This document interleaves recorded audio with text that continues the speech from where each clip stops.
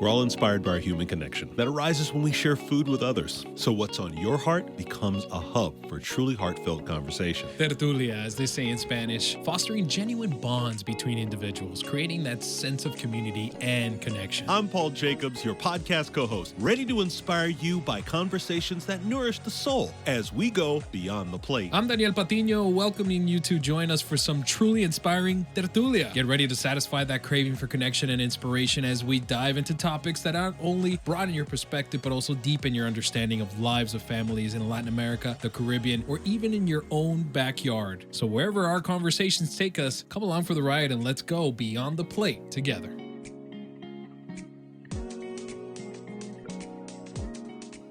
Okay, no, wait. We talk now, right? Yeah, this is our part. Those guys in the intro sounded really good. It's professionals. I think those guys are getting paid. You know, you get movement with some green in your pocket. Okay, the podcast starts now. All right. Wow, Yes. we're here. We made it. We made it, Paul. All right, this I is like great. This is great. Okay, what's on your mind today, Danny? Well, my mind today is the 7-year-old me. Yeah.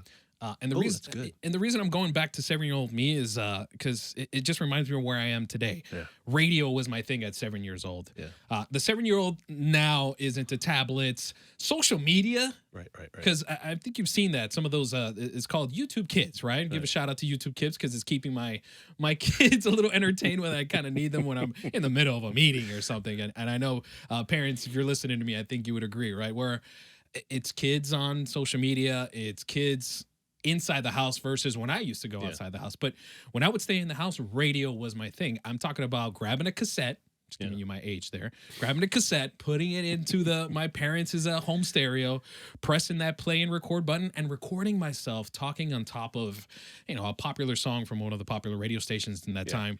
And that was my dream. I was living my dream. Now, fast forward a little bit, we're talking about 15, 16 when it's time to get a paying job somewhere somehow. The cheddar. I had to live out of my dream, get something else. I started in, it was an invention company. I was a lead caller for an invention company. So, Paul, if you ever had an idea, you would call this company and let them know without letting them know your invention is of, all right, I got an invention to improve something that's already out here. Here's my drawing. Nice. And I would get, a little something for each submission. But that wasn't radio. I did retail. I worked at a video game store. Yeah. Video games are great. Right. Was not radio. I was still doing radio on the side in my mind. I did restaurants. Still wasn't radio, but it was everything that wasn't radio. But somehow, some way, God said, you know what? You can do whatever you want, but I have a plan for you, and that's going to be radio. And fast forward, I'm here doing a podcast with Paul Jacobs. I am just floored. You say that like I'm floored. like people are gonna go to Wikipedia and find me, right? Oh, they will. Wow. Pause for that little moment so they can go ahead and do that. Well, this is okay. So we're cut from the same cloth, and that's kind of why we're on this podcast together, right?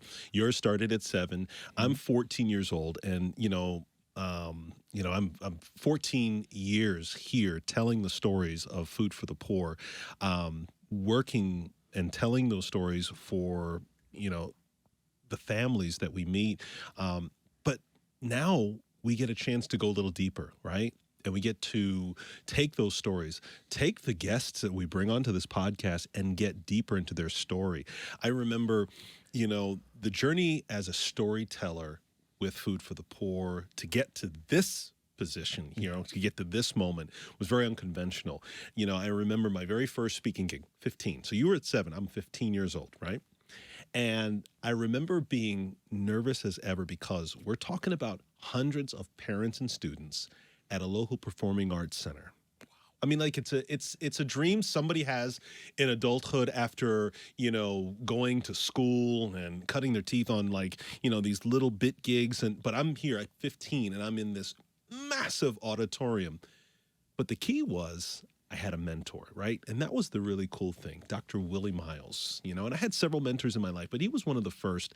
And, he really helped me to understand how to be a storyteller, how to be a public speaker, how to engage an audience. Now, again, Willie Miles, Tony Marshall, my own pastor, Dr. Emmanuel J. McKenzie, Apostle Emmanuel J. McKenzie, all of them great orators, great speakers, great men in my life. But I don't sound like them, right? Okay. What I think was the most important thing for me was understanding how they dived into a story, made it personal, and I watched everyone else around them, and I watched like everybody just lean in as they told those stories. And so that's kind of like the goal, I think, as storytellers on this podcast, that we want you all listening, you all watching us, to be able to understand that we want you to dive in and lean in deeper in these stories, because quite frankly, on this podcast, the goal is that we're going to tell a story that you're not going to read on the surface, you're not going to hear on the surface, but it's going to be an interesting little journey as we talk about and we talk to our audience and get our guests and our audience that tune in. And it's something where think about like a dinner table, right? So last night I was at my dinner table with my own family, Yeah. and everyone had a chance to talk about their day, right? I spoke first to my daughter, my oldest one. I asked her, "How was your day at school?" Yeah. And it was everybody silence and everybody just listened, right? So it was her seat at the table. Then and then it was my turn. Then my wife, and then we had a guest over. So it's that story where you are at. It's kind of your stage, right? Your auditorium is the dinner table.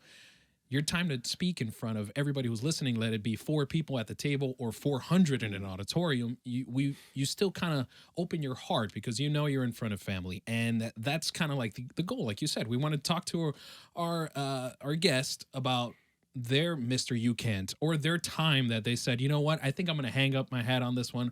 I don't think I'm going to follow my dream anymore because this isn't going to happen.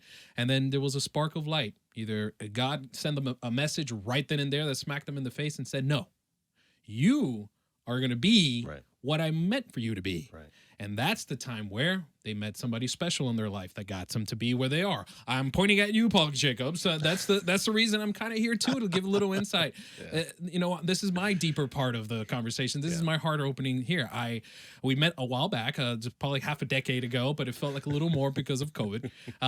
And we got to talking about Food for the Poor and their mission and how they help families in Latin America and the Caribbean, and how their mission is constantly there in the lives of these families, and how we are trying to get the word out, obviously, every day of every moment.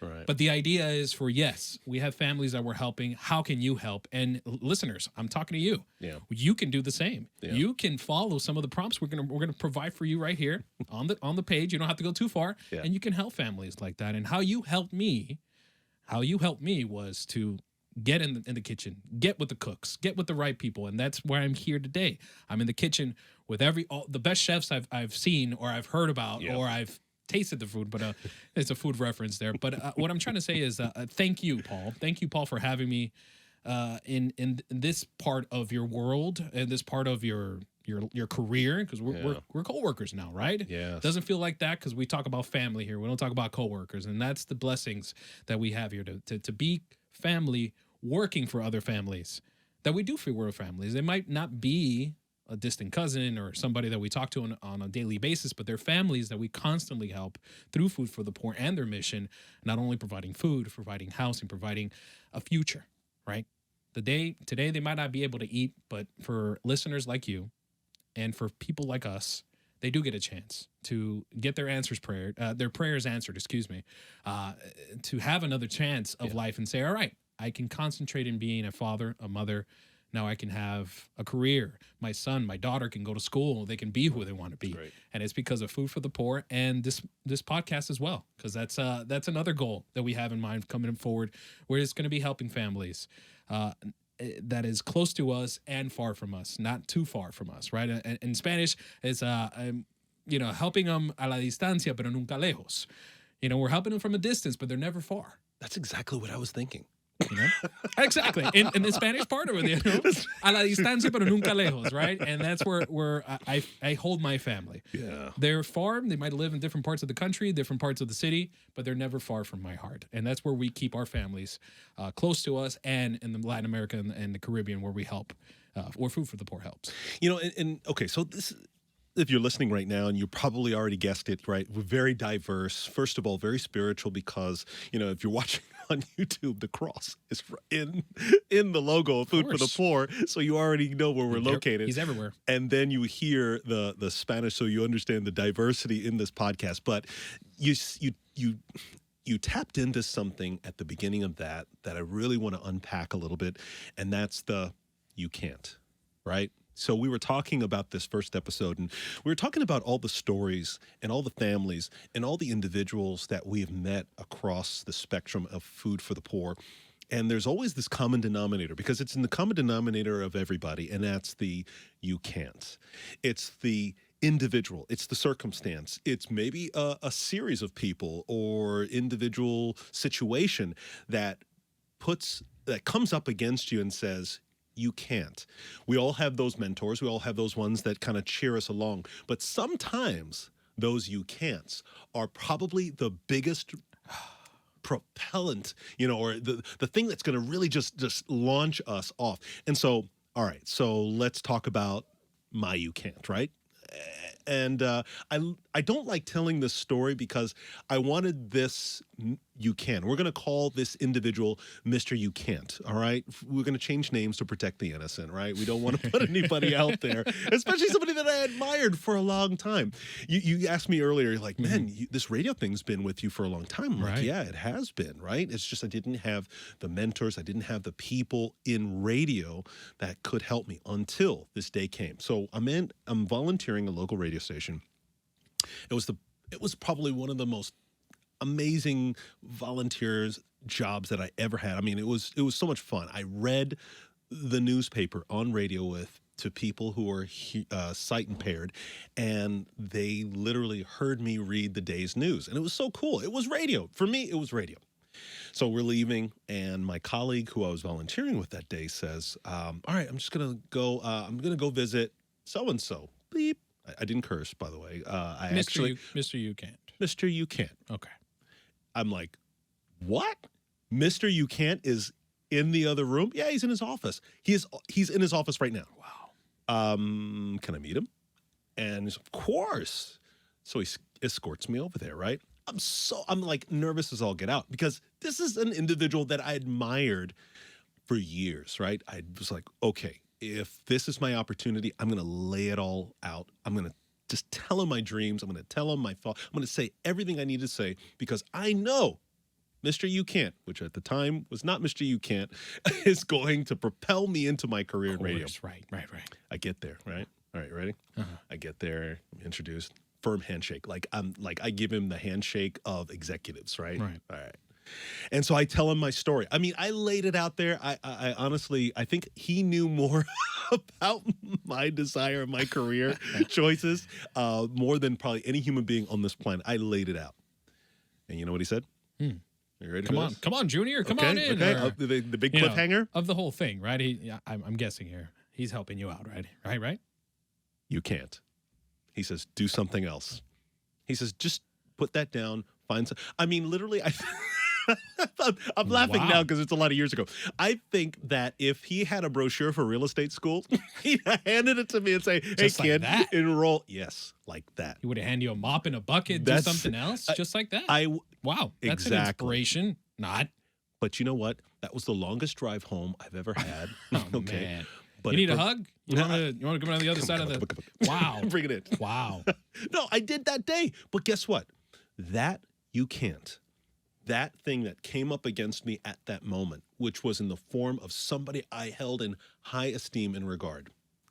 I said, no, I'm going to use that and show otherwise. And here we are on our podcast. Thanks to, sponsored by Mr. You Can't. Yeah. Mr. You Can't. Mr. You. Thank you, Mr. You Can't. How about you? I'm not. I'm gonna want to say I have a similar story because it's you're pointing at somebody who can be a Mr. You Can. My Mr. You Can shows up in a mirror. Okay, if you know what I'm talking about. It shows up in a mirror, shows up in the middle of the night when I'm trying to rest, shows up right before a big event, and I'm talking about myself. Yeah. I was one of my biggest enemies growing up. I want to blame it on adolescence. I want to blame it on hormones. I don't know. I want to blame it on something else other than myself, right? But yes, I was my worst enemy. I would be given an opportunity. Like, for example, I started DJing in high school. Cool. It was my thing. I've always loved sound. Like I told you, I've always loved radio, freeze. music. What was your DJ name in high school? For a later episode, I will reveal that cliffhanger. Okay, But it was I never really tagged on one. It was a deal, right? I made a poll to see how many of those names would stick, and none of them stuck with me. But it was just the chance to own a crowd, a chance to show somewhat of my talents to my school, to my fellow friends, faculty, teachers. Tough crowd. Very tough crowd, and a tough crowd that you were going to have to deal with if you weren't that good to see grade, on a right? daily basis. This is my 10th grade. Yeah, this is 10th grade. So Brutal. I would have to go through junior year and senior year looking at people going, oh, yeah. Why don't you go do real estate instead of DJing, right? All is well. It worked out well, but just to let you know, a Mr. You can also show up in a different form, right? And before I go to Ian, the Mr. You can fight it. You can come about and say no, like you did on the drive home, Paul, or wherever you parked, and you said, you know what, this Mr. You can't. You can stay Mr. You can because I can, and I can become a professional in my own world. And again, that was an avenue that just all of a sudden opened up for me and got me a little bit deeper into radio. And where did that lead me to? A podcast. That's what Ian, I don't know if that avenue is a dead end for you, but I mean, it keeps going. We got to hear Ian. I want to hear this because I've known Ian a long time, and that perfectly coiffed hair. He's always dressed spectacular. You may be able to see that on YouTube. Right? Put the camera on him. Put the camera on that guy. Because hi there. Yeah, we're on the other side of the glass over here. Go. We're all glammed up. Let me give you a look here too. Okay, we're right. inside the control room, adjacent to the studio.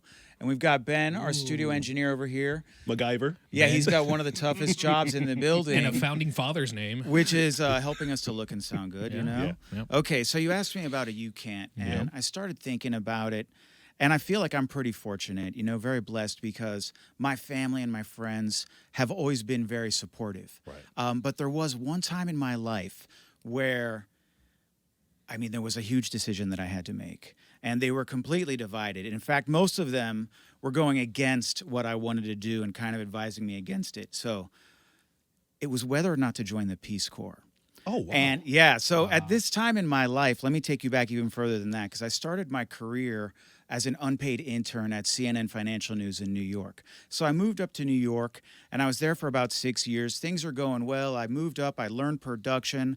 I was a producer with a TV show, and I was on camera occasionally. So I was on a good track there. And I just decided, I wanted to try something different. Yeah. And I had a friend there, one of my best friends who mentored me ever since I started. He was a couple of years older than me. His name is Sean Yates, and he was a Peace Corps volunteer in Bolivia. And when we would hang out after work, he would tell me these amazing stories about his time in Bolivia, and it sounded so exciting, and he was fluent in Spanish, and I'm like, I want to do that at some point. So the time came when I was ready to move and make that happen. So I sent an application in to the Peace Corps, and all I requested was, can you send me to a Spanish-speaking country? Because I'm from Miami, a lot of us are from Miami, and so I'm like, I want to learn Spanish. So they accepted me. They said, we're going to send you to Nicaragua. And I say it like that. Nicaragua. Okay? Nicaragua. Wow. That's not a put on, okay? That. Peace Corps came through somehow. Right. Nicaragua. Right. Nicaragua. So then I decide I'm going to go for it, and I get accepted. I'm breaking the news to all my family and friends. Well, my family knew that I was pursuing this, but now I was telling everybody. Yeah. So I start telling them, I'm leaving my job at CNN. I'm going to go be a Peace Corps volunteer. And they felt like this was their opportunity to intervene and stop me from making some kind of terrible mistake. Sure. Ian, what are you thinking? Where are you going to live? What are you going to eat? Are you going to be safe? They had all this doubt, and they were projecting it at me, and I was like, I'm doing this. I'm ready to do this. I just feel like I'm at a point where I want to go somewhere else. I want a new experience. I want to learn another language. And I just went for it despite the majority of my friends and family, and all their concerns. So I get down to Nicaragua, Nicaragua. Nicaragua. He doesn't fly he said over that for it. me. You know, he said that stops. for me, right? Yeah, is that what? I love it. It's the What extra. country was that? Oh, Nicaragua. Excuse me. Okay, got it. Let me. I'll put my accent on. Nicaragua. Right. So I moved there. In the first 3 months, I'm living with. Where'd you move? Where did you go? Where'd you go? Nicaragua. Nicaragua. I went to Nicaragua. So they set me up with a family that I lived with. I get 6 hours a day of Spanish classes. Ooh. And yeah, so they really submerge you. I'm terrible with languages, but like, I mean, they just made me learn it, you know, God bless them. So then at the end of the training, they send me to my town, Hinotepe. And for 2 years, I lived there and I taught in a school. I had a surf club for the kids that dropped out of school, and I produced a short documentary about being in the Peace Corps. So I had the time of my life. I absolutely loved it. It was spectacular, and it kind of changed not even kind of, it definitely changed the course of my life. You know, years later, I wound up here at Food for the Poor, and I'm sure it's because of that. Yeah. Because this is a perfect combination of the production and then the humanitarian development type work. I mean, this is the place where I feel like we all belong here. You know, we're having a good time and we're helping people. And it's interesting because there's, like you were saying, it's very diverse in this building, everybody that works here. And our media director, Diana Corrales, is from Nicaragua. Nicaragua. Yeah. So, you know, we chat a lot in Spanish. And she said, like, the sweetest thing to me at one point, she's like, you know, I can hear a Nicaraguan accent Nice. in your voice. And I was like, Ooh. I'm sure it's like heavily gringo with a little Nicaraguan twist, Carne you know, asada. but hey, that's high praise. So wonderful experience. And when you hear the I can'ts, you just have to power through it and say, yes, I can. You know, Amen, and see, and I'm gonna further testify to his what Ian just said about his you can't, right? Okay. I thought it was the So- surfer instructor part. Oh no. Okay. First of all, Because I wouldn't have flown in They Bolivia, taught me, by the way. actually. I Buddy, learned more You from pop them. up a map. You know where Bolivia is? It's between two places that has nowhere near water. So you and a surf instructor in Bolivia would have been a hit as well. I don't know. That's just me. well, There is no water He's near got a Bolivia, by the picture. way. He's got a surf picture on his Facebook page. I kid you not. It could be the B-side It of a Beach fits. Boys album. It I'm not kidding you. No, I'm for real. It's the coolest thing. No, but I got to testify because here's the deal. So I'm 14 years here at Food for the Poor. Ian got here just a little bit before me. And when we're talking about these deep stories, and we're talking about going in these countries, one of the things that we had to do when we go into these countries, go into these communities, and we've got to meet these families who's come up against a you can't on a whole nother level, right? We ended up developing this really cool strategy. I'm like, hey, why don't you break the ice in Spanish with a mom, with a family, with a child? And then I'll come behind, and then we could work with the translator because it builds in my Spanish coming out, confianza, right? Confianza. Right? Confianza in Nicaragua. So tell everybody, how could I describe confianza? Confianza is muy fácil. Confianza is really just coming down to a certain level where everybody is the same, right? Okay. Obviously, these families are really going through really tough times, and emphasis on really. So when you really just come down to their level and be like, buenas noches, buenas tardes, ¿cómo estás? Right. You know, It's the all ¿cómo about estás? trust. How are you? Right. Yeah, the ¿cómo estás? How are you is not just to go, you know, how I've passed people down the hallway all the time. Hey, how are you? All good. And you just keep walking. Right. This one sounds a little bit more genuine where you really care. And we do care. And So that's why it comes out so natural and be like, ¿cómo estás? Beautiful. And see, and then we go in the country, and Ian says he's talking to mom, todo en español, right? He's just completely talking in Spanish.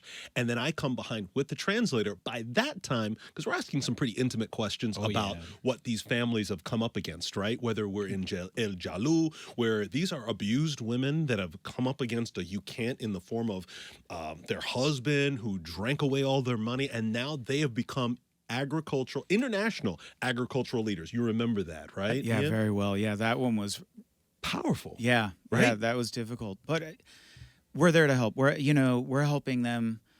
We're empowering them. You know, like they just need a little help to change their lives. I mean, all of those women were entrepreneurs. And you know, then- they're growing export quality produce But they and sending jumped it over, out. They Yeah, jumped over there. You can't. yeah, Right. At one exactly. point, they were getting abused, not only Yes. physically, but Yes. also at the markets. You know, giving underpaying for something that they work really hard for. Right. There was Mr. You Can't every corner for some of these families. And watch this. My only trip to Nicaragua. Nicaragua. Okay. We went and we saw a woman that for 30 years, you remember her working, and she had an entire community she advocated for 30 years. This was her mission, that every one of these families in this Chinandega area, right, literally just steps away from the garbage dump where like you talk with your mouth clenched because the flies. It's just horrific. I can't express it and explain it. You got to be there to really understand. But this woman for 30 years had a you can't, because it's a woman in a community where literally she had everything coming up against her, but she fought through it. And then we go in and we talk to her first in Spanish, completely, building that confianza, that comfortability, right? And then I come behind with the translator and we get this amazingly beautiful story. And then there's partners that we have, that we've met with that no matter how they struggle, there's something deeper that keeps them going, whether it's a nutritional center and it's a ministry partner in a nutritional center, or it's a community leader, a pastor that has fought to make sure that their little community that you will never find on the map gets noticed because the families need help. That in and of itself is a level of you can't that I never saw it when I first got here to Food for the Poor. Ian probably saw it because he's in Nicaragua. Working, and how was it, 2 years?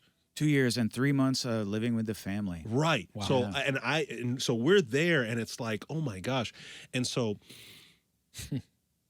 you're listening to this podcast, you're watching us on, and you're saying to yourself, I've come up against opposition in places I never thought, and it's held me back. But on this podcast, every episode, we're going to dive deeper into those stories of impact.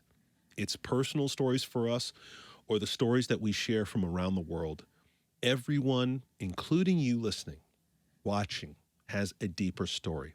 And every episode, every guest, and each of us are going to dive into that deeper story. What made our guests, what made us just kick into that extra gear, that motivation, right? What's that thing that drove us to turn everything around? Because quite frankly, everyone has a you can't. But what do we do on the other side of that? And it's getting inspired. I'm getting inspired just you guys talking about it. Right. That's a motivation that it's like almost infinite, because it's like you said, 30 years of struggle against any Mr. You Can that can appear, physical, natural disaster, government, somebody just saying no, no, no, no. And that person saying yes. And us getting to that part of their life, like the best bite of their life, and just having them tell us, well, what I did was, and that's where we come in. That's what I feel that this podcast is leading us to. Right, it's to get that bigger story, to get you, the listener, to join us and be inspired as well. It's not just to look through the window at the party that's going on. It's to see a mirror and say, you know what?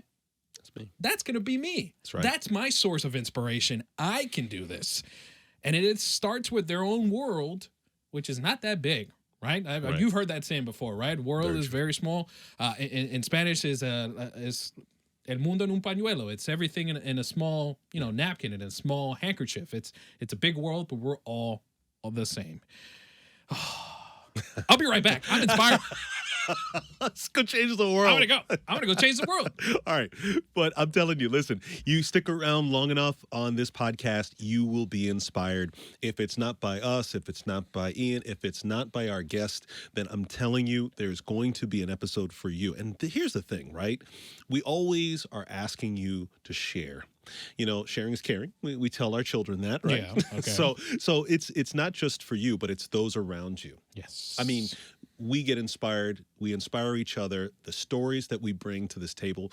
There's in a later episode, we're actually going to be talking to some really inspiring individuals. And one of the things that I remember from that visit was they had up on the wall a scripture. And I've read this scripture so many times, but it told me everything I needed to know about them. And it's Luke chapter 1, and it says, with God, all things are possible. Yes. And I said to myself, the key of that is because a lot of people think in the second half, with all things are possible. Yes, that's true. Yeah. All things are possible, but it's that first part with God.